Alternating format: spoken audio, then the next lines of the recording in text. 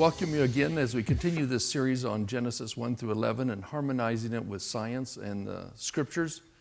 As we've explained in the past, there's a huge gap in worldviews that we live in today. One of them is the naturalism, which has been enshrined by the Supreme Court and placed in our school systems and our colleges, and most of the academic community adheres to it. This worldview, as Mike explained, everything that we have came out of nothing. It began with a big bang, emerging out of a black hole. They call it a white hole event, coming out and creating over a period of time of about 14 billion years, 13, 14 billion years. That time's changed over a period of time, into what we have today. What we can see in the universe, 400 billion galaxies, each with 100 billion stars, and that developed from nothing and increasing in complexity until you have these huge celestial systems, all it's strangely in almost stable orbits, made out of atoms, which we cannot create, even in a laboratory, the whole universe, and placed in stable orbits. Then over a billion years, life arose from these same random atoms into the high life forms that we have, including mankind. And that's the story of naturalism. Came out of nothing and then increased in complexity. What we saw in the last session in Genesis 1 and 2 was another story, completely different. One that is not over billions of years. In fact, the creation of all of the universe and life began in a very short amount of time, 6 days of 24 hours. Not in the same sequence as you would have in the cosmological view of naturalism, nor its biological evolution. The sequence isn't the same. And this thing took place a very short time ago, according to the scriptures. We're going to continue this study.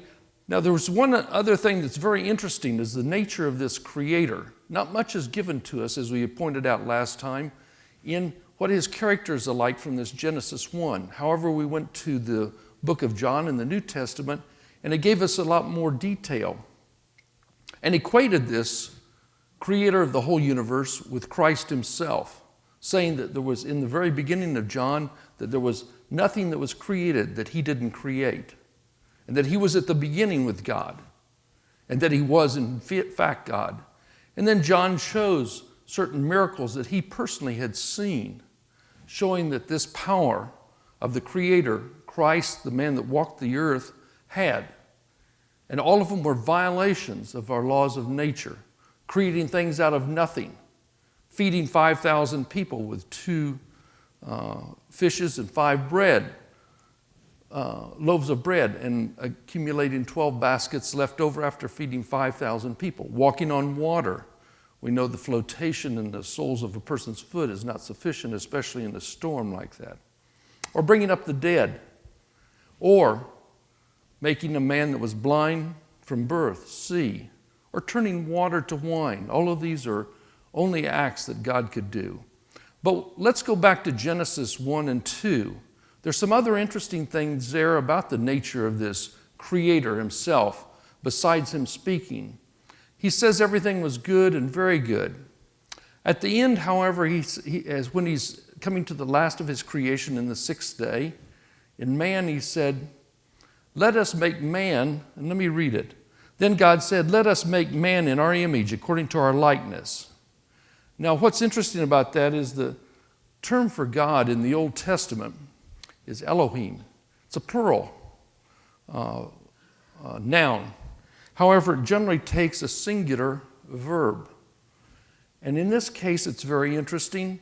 In the very beginning of Genesis, in talking about man himself, God refers to himself in the plural.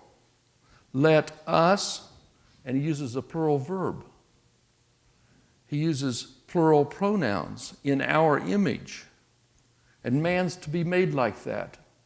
In other words, there's a plurality. There's only one God, but in that he has a plurality. Now, he's not talking to the angels here, because the angels weren't part of the creation process. Only God was. So what do you have in the creation of man that's unique, that brings him into the image of God. In Genesis 2, we also saw another thing. It says, and this is the one thing that's interesting too, he said everything's good, good, and very good. However, before he finishes that process, on the sixth day, we have another account of the creation of man. And some people would say, oh, that just proves that the Bible is just a bunch of stories. However, that's in the Occidental mind, it's different. In the Western world, we tell a story and that's it. However, in the Oriental mind, that's not the way things are done. You take the book of, for instance, of Kings and Samuel, recount the same things in Chronicles. The same things in some of those same portions are in Isaiah and Jeremiah. You have the Gospels recounting 4 times the life of Christ.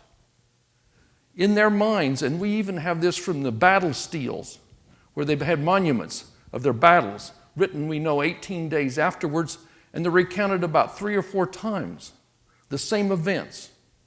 And in this case, we have more detail in the second account. Now, these are historical narratives. They are not poetic. The creation account is given in a poetic form in Psalms 104. But in the second case, he says, God says, it is not good. Before he said everything's good, but he's not finished yet. It's not good that man should be alone. I will make a helper comparable for him. And then God created all the animals and brought them to him, and he was named. However, he says, but for Adam there was not found a helper comparable for him. And the Lord God caused a deep sleep to fall on Adam, and he slept. And he took one of his ribs and closed up the flesh on its place. Then the rib which the Lord God had taken from man, he made into a woman, and he brought her to man. And Adam said, this is now bone of my bones and flesh of my flesh. She shall be called woman, because she was taken out of man.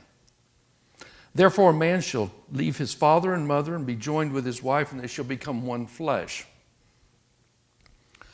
Why is it that God saw it necessary to make man in 2 parts? Why was it that he uses the plural of himself when he first talks about this? Let us make man in our image. Because in the Godhead, and it's a mystery that we don't understand much of, is the Trinity, 3 persons. And he made man in the same way, in 2 parts. Equal parts at the beginning of the same deal, so that there's what? A fellowship. Man's not alone with the animals. And evidently in eternity past, in this triune God, they're not alone. This one God has within that sharing things. And we see this same thing take place later, as we're going to see in Genesis 3. This plurality, this fellowship of like kinds together, working together in harmony. And that was the intent in the creation of man, that he would be created in the image of God, being of one, but of 2 parts that are taken together. And they produce what? In the end, children, a 3rd part. And the process continues. That was his intent, is not to make man alone or mankind alone. So we have, in the beginning of this Genesis, in 1 and 2, as we saw at the end of the 6th day, what happened? God quit creating. He rested the 7th day. It wasn't because he was tired, but he was finished creating. He wasn't worn out. And there was nothing lost of God when he created the universe or gave it order. If any of us create things, it takes away from us. We lose. It takes energy that we lose. There's a loss whenever we create things or fabricate things or make things. I know I build big machines, and it takes a lot out of us. It eats up our machines, it eats up us, and days of our lives are gone, and a lot of energy goes into it. But with God, he's the same at the end of it. He's not worn out, he's not used up, and he's not degraded.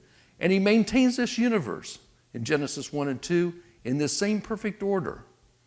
It's the reverse of the naturalist deal. They start with nothing, and it builds up and builds up order. In this case, we see it being made with all its order and perfect in its beginning. And God maintains it that way.